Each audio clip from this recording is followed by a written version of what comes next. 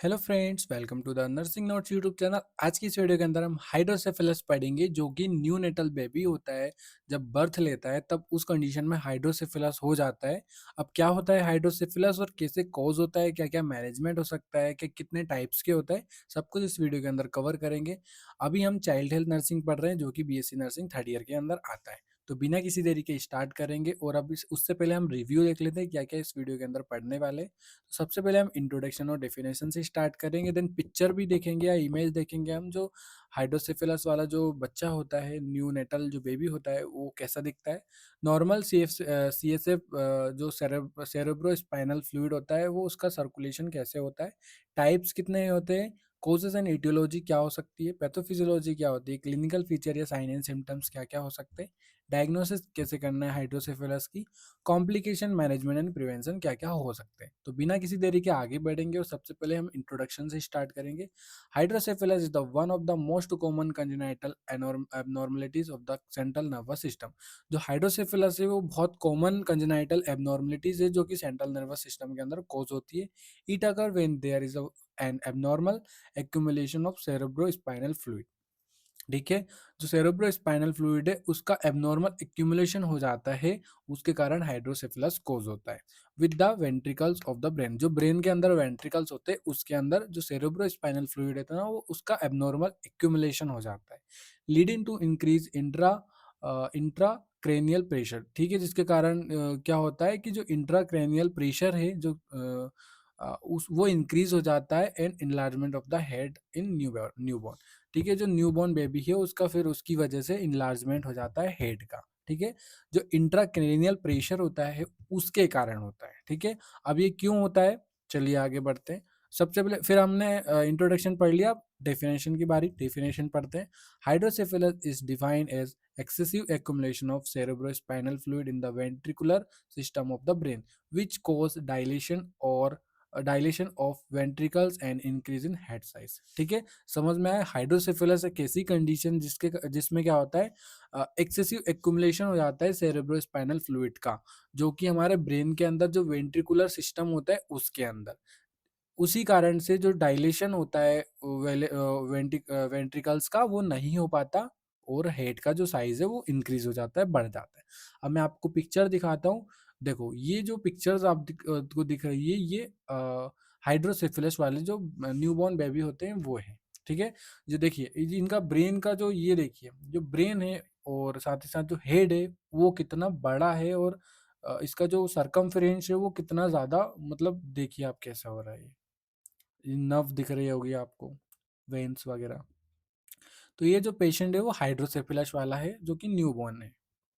Then normal C S F circulation देखेंगे हम, जो सेरेब्रोस्पाइनल फ्लूइड जो होता है उसका सर्कुलेशन क्या होता है। तो C S F is produced mainly by choroid plugs in ventricles. It flow through lateral ventricles. ठीक है, जो वेंट्रिकल्स होते हैं ब्रेन के अंदर भी वेंट्रिकल्स होते हैं। ठीक है, तो जो लेटरल वेंट्रिकल्स है वो थर्ड वेंट्रिकल्स के पास लेके जाता है। फिर थर्ड जो वेंट्रिकल्स होता है वो एक्यूट ऑफ साइल साइलविस जो होता है उसके पास लेके जाता है। फिर फोर्थ वेंट्रिकल्स के पास जाता है, सुबह सब एराचनोइड स्पेस जो होता है वहां पे जाता है, फिर स्पाइनल कैनाल के अंदर जाता है। तो ऐसे जाता है cerebro spinal fluid. Any blocks excess production और defective absorption of CSF can lead to hydrocephalus. ठीक है, अगर इनके अंदर कोई भी डिफेक्टिव हो जाता है या डिफेक्ट हो जाता है, इधर उधर चला जाता है, एक्सेसिव अमाउंट में सीएसएफ का प्रोडक्शन हो जाता है, तो उस कंडीशन में हाइड्रोसेफेलस कोज होता है। ठीक है, समझ में आया हाइड्रोसेफेलस कैसे होता है। जो सेरेब्रो स्पाइनल फ्लूइड होता है उसका एक्यूमुलेशन ज़्यादा हो जाता है, मतलब ज़्यादा प्रोड्यूस हो जाता है, या फिर डिफेक्टिव एब्जॉर्प्शन हो जाता है कहीं पे, जैसे फोर्थ वेंट्रिकल्स उसके अंदर एब्जॉर्प्शन हो गया, तो उसके कारण ऐसे हाइड्रोसेफेलस कोज होता है।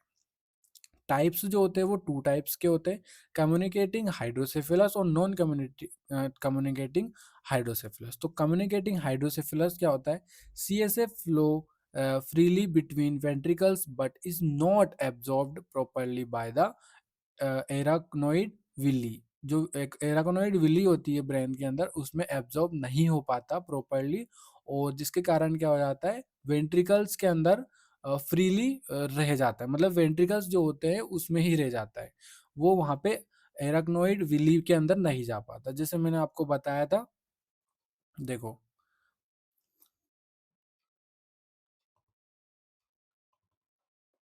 फिर आता है बी, नॉन कम्युनिकेटिंग एब्जॉर्ब, जिसको ऑब्स्ट्रक्टिव हाइड्रोसेफेलस भी बोलते हैं। तो flow of CSF is blocked among one और मोर नैरोविंग पैथोवेज कनेक्टिंग वेंट्रिकल्स। ठीक है, एक से ज्यादा अगर मतलब पाथवे मिल जाती है, या फिर एक से ज्यादा जगह से जो सीएसएफ होता है वो जाने लग जाता है सेरेब्रोस्पाइनल फ्लूइड, तो उस कंडीशन में क्या होता है, ब्लॉक हो जाती है, और फिर वहां पे वो दूसरी जगह कनेक्ट हो जाती है, जो नेरो हो जाती है, साथ ही साथ दूसरी जगह जो वेंट्रिकल्स के पास जाना रहता है वो दूसरी जगह कनेक्ट हो जाता है सेरेब्रल स्पाइनल फ्लूइड। तो उस कंडीशन नॉन कम्युनिकेटिंग हो जाती है, क्योंकि जहाँ पे जाना होता है सेरेब्रल स्पाइनल फ्लूइड को वो नहीं जा पाता, तो उस कंडीशन में भी हाइड्रोसेफेलस होने के चांसेस है। कोज एंड एटियोलॉजी की बात करेंगे तो कब कब कोज होता है ये, तो कॉन्जेनाइटल कोज में भी हो सकता है, प्रेजेंट एट बर्थ, बर्थ जब लेता है बेबी तब। तो एडी सॉरी एक्यूडेटल स्टोनोसिस स्टोनोसिस हो जाता है, जिसे नैरोइंग ऑफ एक्यूडक्ट ऑफ साइल्वियस, जो साइल्वियस एडिक्वेट ऑफ साइल्वियस होता है उसमें नैरोइंग हो जाता है, जिसके कारण कोस हो सकता है। न्यूरल ट्यूब डिफेक्ट जो होता है स्पाइना बाइफिडा और माइलो मैंगोक्सिल जो होता है उसके कारण भी कोस हो जाता है हाइड्रोसेफेलस। और चियरी मालफॉर्मेशन के कारण, डेंड्री वॉल्कर सिंड्रोम जो होता है उसके कारण भी हो सकता है, और कॉन्जेनाइटल इन्फेक्शन जो होता है उसके कारण भी हो सकता है hydrocephalus. Acquired causes like after birth, birth के बाद भी हाइड्रोसेफेलस कोज होता है, लाइक इंट्रावेंट्रिकुलर हेमरोइड्स। अगर इंट्रावेंट्रिकुलर हेमरोइड्स है तो उस कंडीशन में हो जाएगा। मेनिंजाइटिस या इंसेफेलाइटिस है तो उस कंडीशन में हो सकता है। ब्रेन ट्यूमर और सिस्ट है तो उस कंडीशन में हाइड्रोसेफेलस देखने को मिलता है। ट्रोमा और हेड इंजरी में, और पोस्ट सर्जिकल कॉम्प्लिकेशंस में भी देखने को मिल सकता है। पैथोफिजियोलॉजी में देखेंगे तो ऑब्स्ट्रक्शन और रिड्यूस एब्जॉर्प्शन ऑफ सीएसएफ। ठीक है, ऑब्स्ट्रक्शन या जो सीएसएफ का जो एब्जॉर्प्शन है वो रिड्यूस हो जाता है। देन उसके कारण क्या होता है, accumulation of CSF in ventricles. ठीक है, तो जो वेंट्रिकल्स है उसमें सीएसएफ का जो अमाउंट है वो एक्यूमुलेशन हो जाता है, जिसके कारण वेंट्रिकुलर डायलेशन हो जाता है। फिर इंक्रीज इंट्राक्रेनियल प्रेशर, फिर एक जो वेंट्रिकुलर है वो डायलेट हो जाएगा, तो इंट्राक्रेनियल जो प्रेशर है वो इंक्रीज हो जाता है, जिसके कारण कॉम्प्रेशन ऑफ ब्रेन टिश्यू। ठीक है, जो ब्रेन के जो टिश्यू होते हैं वो कंप्रेशन होने लग जाते हैं, तो चौड़े होने लग जाते हैं, जिसके कारण जो हेड है वो इनलार्जमेंट हो जाएगा, और न्यूरोलॉजिकल सिंड्रोम देखने को मिलता है, सिम्टम्स देखने को मिलते हैं। क्लिनिकल मैनिफेस्टेशन में सबसे पहले जो हेड है वो इनलार्जमेंट हेड देखने को मिलेगा, जो आई है वो सनसेट साइन देखने को मिलेगी।